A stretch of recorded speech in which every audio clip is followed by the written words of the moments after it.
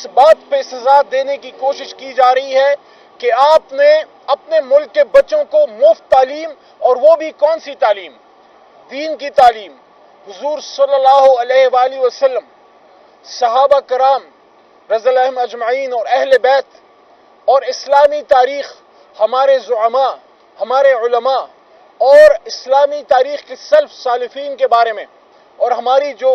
درخشندہ تاریخ تھی اس کے بارے میں ہمارے بچوں کو آگاہ کرنے کے لیے، صوفیزم سکھانے کے لیے، دین سکھانے کے لیے۔ اور صوفیزم کیا ہے؟ محبت ہے، پیس ہے، امن ہے۔ تو یہ آپ کیوں سکھا رہے ہیں اور پھر مفت کیوں سکھا رہے ہیں؟ تو کیس ہے عمران خان پہ القادر ٹرسٹ کیس کا، اور جہاں ٹرسٹ کا نام آتا ہے تو ٹرسٹ کا مطلب ہی یہ ہے کہ جب ایک ٹرسٹ بنتا ہے تو آپ کا اس سے بینیفیشل اکاؤنٹ ختم ہو جاتا ہے، آپ کا اس سے مفاد ختم ہو جاتا ہے۔ تو جب آپ نے سزا دینی ہوتی ہے تو پھر کسی شخص کو آپ مفت تعلیم دینے پہ بھی پکڑ سکتے ہیں، اور ہم اس کا کیا گلہ کریں؟ یہاں تو ملک کے لیڈر کو اس بات پہ سزا دی گئی،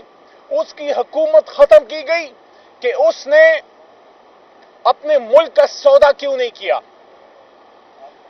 یہ ملک کا سودا ہی تھا نا۔ اگر پاکستان جو پچھلے 40 سال سے دہشت گردی کی آگ میں جل رہا تھا اور جل رہا ہے، عمران خان صاحب کا ریکارڈ ہے کہ اس کے دور میں ایک ڈرون اٹیک عمران خان نے نہیں ہونے دیا، دہشت گردی پہ کنٹرول پایا، اور اللہ کے کرم سے حکومت پاکستان کا، عمران خان صاحب کا اس میں بنیادی کلیدی کردار تھا کہ افغانستان میں ایک پرامن انتقال اقتدار ہوا، اور امریکہ بہادر کو وہاں سے نکلنے میں ایک پرامن انخلا میں بنیادی کردار ادا کیا۔ جب عمران خان صاحب کی حکومت میں افغان طالبان اور امریکہ کے بیچ میں پرامن مذاکرات کی راہ ہم نے ہموار کی اور امن آیا، اور امید ہو چلی تھی کہ اسلام آباد اور کابل میں اور پشاور اور کابل میں مدتوں کی مخاصمت ختم ہوگی، اور نہ صرف پاکستان اور افغانستان میں ایک دوستی اور محبت کا اب کی فضا پیدا ہوگی، بلکہ دروازہ گیٹ وے کھلے گا سینٹرل ایشیا تک، اور کاروبار کے دروازے کھلیں گے۔ یہ گناہ تھا عمران خان صاحب کا، جو میں نے 9 اپریل کی رات بھی بات کی تھی کہ عمران خان صاحب نے ایبسولوٹلی ناٹ کہا تھا۔ اگر عمران خان پاکستان میں اڈوں کی اجازت دیتے، آپ مجھے بتائیں کیا کابل سے آپ کے لیے پھول آتے؟ کیا وہاں سے آپ کے لیے پھولوں کے گلدستے آتے؟ تو اگر عمران خان نے امریکہ کو ایبسولوٹلی ناٹ کہا تھا تو میں نے ہمیشہ یہ بات کی ہے کہ عمران خان صاحب کا امریکہ سے کوئی بنی گایا کی زمین پہ مقابلہ نہیں تھا، مخاصمت نہیں تھی۔ اور اگر عمران خان صاحب اس وقت کی جو بھی اسٹیبلشمنٹ تھی، جو ان کے نیچے آرمی چیف تھے، جو ان کے نیچے حساس ادارے تھے، سب سے صلاح مشورے کے بعد ایک اسٹریٹجک فیصلہ کیا اور روس کا دورہ کیا کہ ہمیں سستا تیل ملے، روس کے ساتھ تجارتی تعلقات بڑھیں، اور جس طرح ہمارے تعلقات، تجارتی تعلقات امریکہ سے ہیں،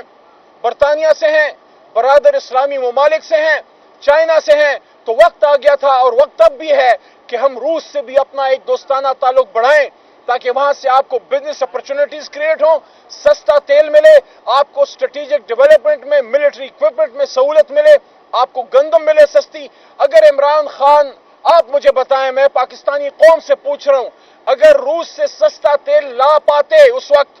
تو کیا انہوں نے میاں والی میں کوئی پیٹرول پمپ لگانا تھا اس پیٹرول سے؟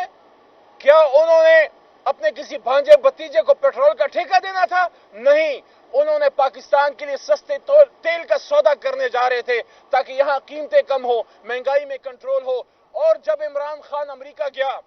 اور وہاں پہ یونائٹڈ نیشنز میں کھڑے ہو کے حرمت رسول صلی اللہ علیہ وآلہ وسلم کا مقدمہ دنیا، اقوام عالم کے سامنے رکھا اور ان کو بتایا کہ جب حضور صلی اللہ علیہ وآلہ وسلم کی شان میں گستاخی آپ کے ممالک میں ہوتی ہے تو ہمیں تکلیف کیوں ہوتی ہے، انہوں نے ان سے انگیج کیا، ان کو بتایا کہ حضور صلی اللہ علیہ وآلہ وسلم ہمارے امت کے دلوں میں رہتے ہیں، ہمیں اپنے جان مال، اپنے بچوں، اہل احباب سب سے پیارے ہیں۔ ان کو سمجھ آ گئی، اور اسی لیے پھر 15 مارچ کو عالمی اینٹی اسلاموفوبیا ڈے اقوام متحدہ سے منظور کرا کے آئے اور دنیا سے انگیج کیا کہ اسلام امن کا مذہب ہے، اور وہاں پہ کھڑے ہو کے حرمت کی بات کی صلی اللہ علیہ وسلم کی، اور ختم نبوت کی بات کی، اور فلسطین کی بات کی، اور اسرائیل کے خلاف مضبوط سٹینڈ لیا۔ بلکہ ایک موقع تو ایسا بھی آیا کہ اسرائیل کا وزیر اعظم ایک پروگرام میں انٹر ہوتا ہے، پوری دنیا کی لیڈرشپ اس کے لیے کھڑی ہوتی ہے، مرد بحران، ایک وقت کا ملنگ زمین پہ اپنی کرسی پہ بیٹھا رہتا ہے، وہ وقت کے فرعون کے لیے کھڑا ہونا بھی اپنی توہین سمجھتا ہے۔ ایک عمران خان تھا جو بنجامن نیتن یاہو کے لیے کھڑا ہونا اپنی توہین سمجھتا تھا۔ یہ اس کو ان چیزوں کی سزا ملی ہے۔ میں نے پچھلے ہفتے عمران خان کو یہ بات کی بھی، میں نے ان کو کہا کہ خان صاحب، جب آپ نے، مجھے نہیں پتا یہ میری باتیں چلائی جا رہی یا نہیں، کسی میں سکت ہے چلانے کی یا نہیں، لیکن OIC کانفرنس جب ہوئی، جب عالم اسلام کی کانفرنس لیڈرشپ کو اکٹھا کیا گیا اور عمران خان نے پارلیمان میں سپیچ کی، یہ بنیادی بات میں پاکستان کے نوجوانوں کو بتانا چاہتا ہوں، یہ اپنے سینوں پہ اپنے دلوں میں لکھ لو، یہ عمران خان کو ان چیزوں کی سزا دی جا رہی ہے کہ تمہاری جرت، تم ایک اسلامی ملک، ایک غریب ملک جو قرضوں کے بوجھ تلے دبا ہوا ہے، جو ہر بات کے لیے امریکہ بہادر کی طرف دیکھتا تھا، جو اپنا قبلہ کعبے کی بجائے وہ لندن یا واشنگٹن میں بناتا تھا، تمہاری اتنی جرت کہ تم اپنے ملک میں عالم اسلام کو کھٹا کر کے پھر کون سی بات کرو؟ آؤ، عمران خان کہتے ہیں دنیا کی اسلامک لیڈرشپ کو آؤ اسلامک بلاک بناتے ہیں، آؤ مسلم امہ ایک اسلامک بلاک بناتے ہیں تاکہ ہم کشمیر کا، فلسطین کا اور دنیا کے ہر جگہ جہاں مسلمانوں سے ظلم ہوتا ہے اس کا پوچھ سکیں۔ میں اس حال میں موجود تھا، میرے بائیں طرف اس وقت کے ہمارے وزیر خزانہ شوکت ترین صاحب موجود تھے، اور میں نے ان کو کہا، میں نے کہا